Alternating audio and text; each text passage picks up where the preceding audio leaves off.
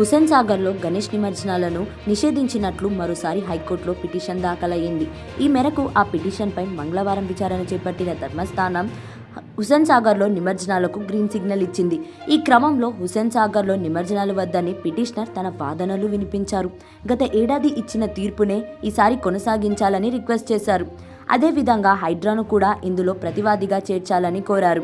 పూర్తి వాదనలు విన్న ధర్మాసనం గత ఆదేశాల సమయంలో హైడ్రా లేదని ఇప్పుడెలా ప్రతివాదిగా ఆ సంస్థను చేర్చామని ఆక్షేపించింది.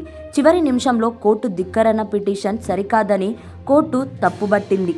అదేవిధంగా ఆ పిటిషన్ను ధర్మాసనం తోసిపుచ్చింది. దీంతో హుస్సేన్ సాగర్లో వినాయక నిమజ్జనాలకు లైన్ క్లియర్ అయింది.